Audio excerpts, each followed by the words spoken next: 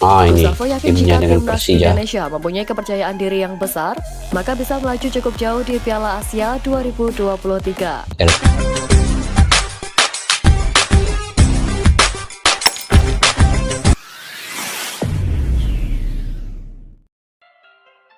Assalamualaikum dan salam persaudaraan, salam sepak bola Piala Asia guys. Oke, hari ini adalah hari Kamis, esok adalah perlawanan di antara Indonesia menentang Vietnam, wajib menang. Begitu juga dengan Malaysia akan menentang Bahrain, wajib menang juga untuk menentukan mereka ke babak yang seterusnya. Jadi banyak pilihannya kalau di Indonesia lah, banyak pilihan pemain-pemain yang ada.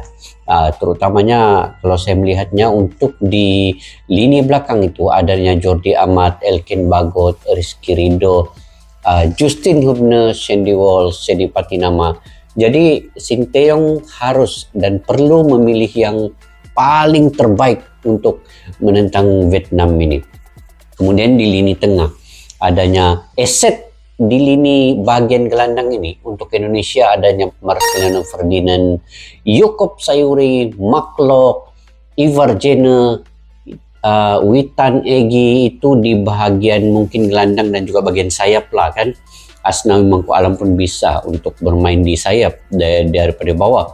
Tetapi di bagian hadapan ini harus juga perlu pilihan yang tepat. Rafael Struijk, Dimas Derajat, Ramadan Sananta, Hoki Caraka. Tidak banyak pilihan yang berpengalaman, cumanya ada di situ Rafael Struijk. Apapun, kalian juga mungkin ada percaturan sendiri ya terkait dengan pemain-pemain timnas Indonesia ini untuk menentang Vietnam ini. Yang pentingnya Vietnam ini harus dikalahkan oleh Indonesia pada hari Jumat ini. Itu yang kita perlu memberikan dukungan yang sepenuhnya, walau apapun first 11, walau siapapun pemain inti nanti yang diturunkan oleh Sinteyong itu harus kita beri dukungan yang sepenuhnya, dan mudah-mudahan mereka punya semangat dan stamina dan melupakan apa yang berlaku ketika menentang Irak itu. Oke guys, kita simak dulu video ini daripada channel Garuda Space ya. Kepada yang baru ketemu, kalian bagi dukungan untuk memberi like, share, dan juga subscribe channel itu. Kemudian tekan butang loncengnya juga. Oke, ada juga pemain daripada luar yang yakin bahwa timnas akan bungkam Vietnam nanti. Yuk kita simak dulu video ini guys.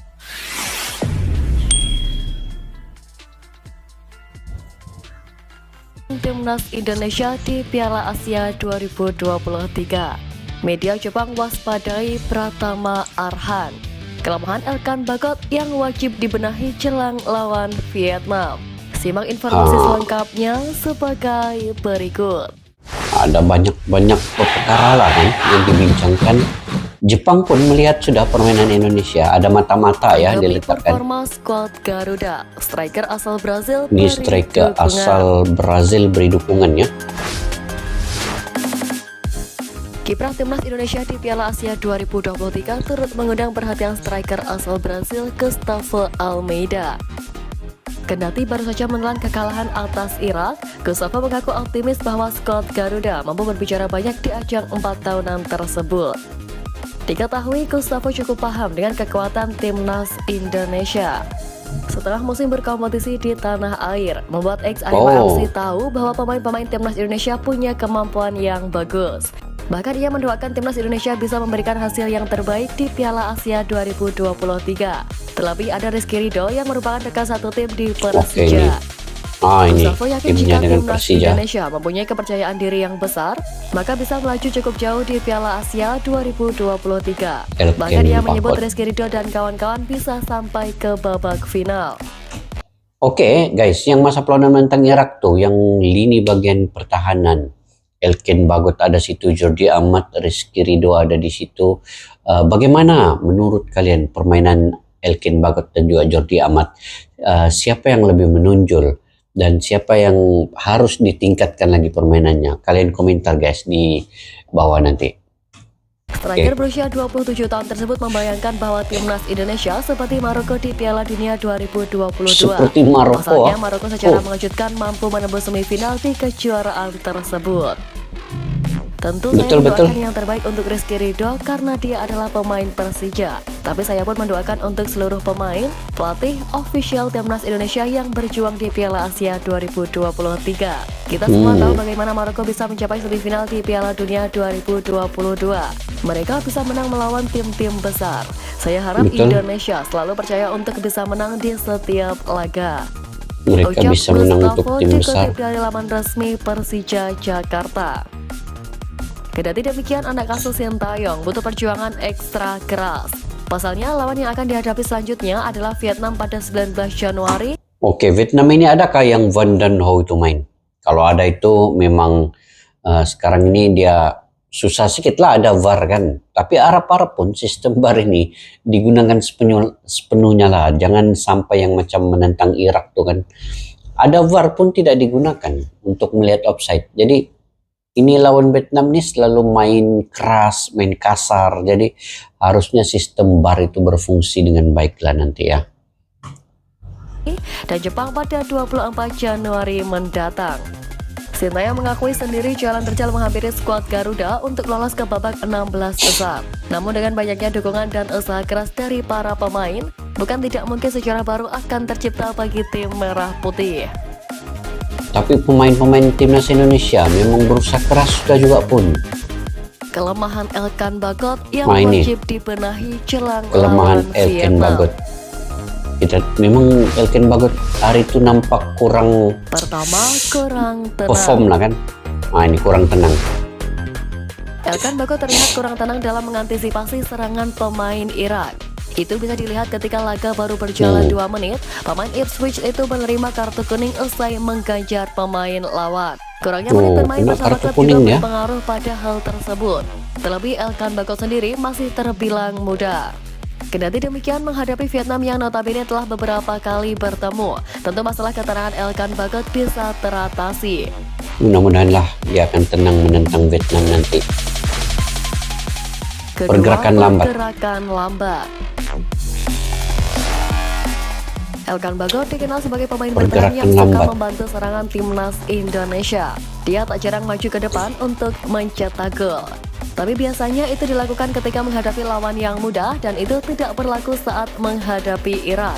Pergerakan Elkan Bagot terkesan lambat sehingga memudahkan lawan untuk menerobos pertahanan timnas Indonesia. Komunikasi. Ketiga, komunikasi. Ini penting juga komunikasi ini. Elkan Bagot dengan Rizky Ridho dan Jordi Amat sepertinya masih kurang dalam membangun komunikasi di lini Betul, pertahanan kurang. timnas Komunikasi Indonesia. dorang kan baru-baru Sehingga tuh tak lawan jarang Irak. terjadi kepanikan ketika lawan melancarkan serangan. Baik Elkan Bagot maupun Jordi Amat tampak sering meninggalkan pos sehingga kecolongan lewat serangan cepat lawan. Komunikasi dan koordinasi lini belakang patut dipersolid guna menghadapi Vietnam di laga kedua mendatang.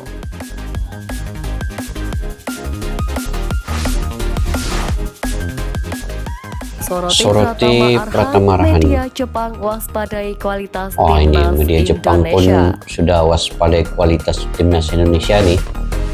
Orang kan simpan mata-mata kan. Fakta menarik datang Jepang dari nih. media Jepang Football Zone yang mewaspadai sosok Pratama Arhan di Piala Asia 2023. Sebagaimana diketahui, Pratama Arhan tampil sebagai starter saat timnas Indonesia menghadapi Irak di matchday pertama.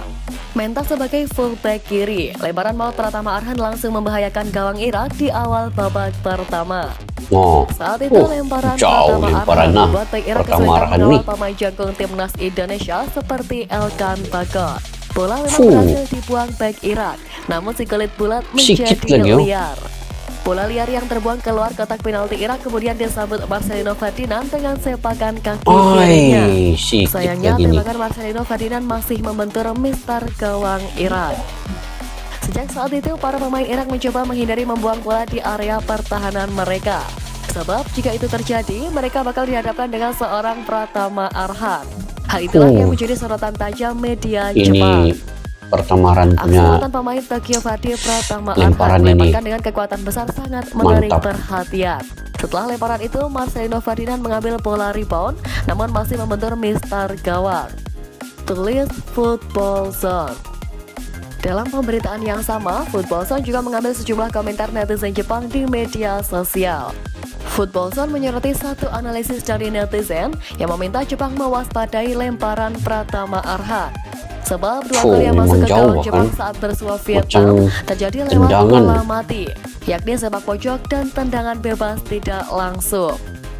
Hanya saja tak ada jaminan Pratama Arhan main di laga timnas Indonesia versus Jepang. Seiring kembalinya Shane Patinama, peluang ex-pemain TIF itu untuk mengisi kiri pertahanan timnas Indonesia masih lebih besar ketimbang Pratama Arhan. Siapapun pemain yang diturunkan Sintayong, harapannya dapat memberikan performa maksimal untuk timnas Indonesia. Betul.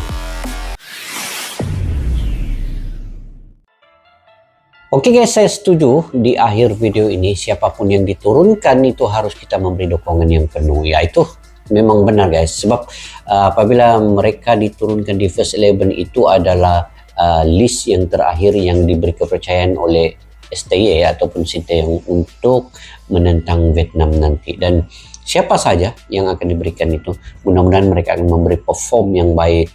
Mereka akan menggunakan segala kudrat tenaga mereka untuk wajib menang menentang Vietnam ini. Sebenarnya Indonesia pun dilihat ya permainan mereka, disoroti oleh mata-mata daripada Jepang juga ya. Mereka memang ada mata-mata di setiap pasukan, di setiap timnas ini. Mereka ada mata-mata yang akan melihat aksi-aksi tim di dalam grup itu, tim-tim lain, untuk analisa mereka sendiri. Begitu juga dengan Jepang.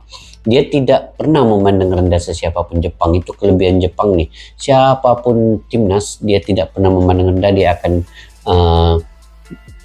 menyimpan mata-mata untuk melihat aksi-aksi pemain tim-tim lain yang ada di grup itu. Karena itu akan dianalisa seperti tadi. Pasti mereka akan tidak akan memberikan bola out di dekat dengan kawasan area penalti mereka, karena ada Pratama Arhan yang akan mengambil lemparan ke dalam yang begitu jauh sekali lemparannya guys ya. Nah, jadi itu seperti tendangan. Jadi Jepang harus berhati-hati untuk membuang bola keluar daripada lapangan nanti. Jangan terlalu dekat. Mungkin analisa mereka sebegitu ya. Nah, jadi ada juga lain-lain pemain yang saya melihat tadi difokuskan kepada Elkan Bagot, kurang tenang, lambat. Jadi saya melihat juga di sini yang gol pertama Irak dan juga gol yang kedua itu juga mungkin hasil daripada kesilapan sedikit ya daripada Elkan Bagot. Jadi kelalaian itu yang menyebabkan Irak mengambil peluang itu. Jadi mungkin ke depan lawan Vietnam nanti esok diharapkan pemain-pemain lini belakang seperti Elkan Bagot, Rizky Ridho, Jordi Amat itu fokus untuk betul-betul dapat mengawal keadaan itu. Memang dalam permainan ini kadang-kadang ada terganggu oleh mental emosi kita ya, tetapi sekurang-kurangnya mereka fokus ya, dan juga stamina itu tetap kuat, tetap semangat untuk menentang tim seperti Vietnam juga. Sebab Vietnam pun dia pun inginkan kemenangan karena mereka sebelum ini kalah juga ya 4-2 kepada Jepang. Jadi mereka juga perlu kemenangan. Jadi Indonesia pun perlu wajib menang. Oke, kita bagi dukungan yang sepenuhnya guys. Malaysia akan menentang Bahrain juga wajib menang. Kalaulah esok kedua-dua ini punya keputusan yang positif, Malaysia menang, Indonesia menang, ini akan lagi keren guys di akhir pelaudan. Sebab Malaysia akan menentang Korea Selatan, Indonesia akan menentang Jepang. Itu dua-dua tim yang paling kuat di Asia. Jepang dan Korea itu akan dihadapi oleh Malaysia dan Indonesia nanti. Oke, bagaimana menurut kalian? Mungkin kalian punya pandangan pendapat sendiri, kalian komentar guys di ruang kolom di bawah. Sampai kita berjumpa lagi. Assalamualaikum warahmatullahi wabarakatuh. Bye bye.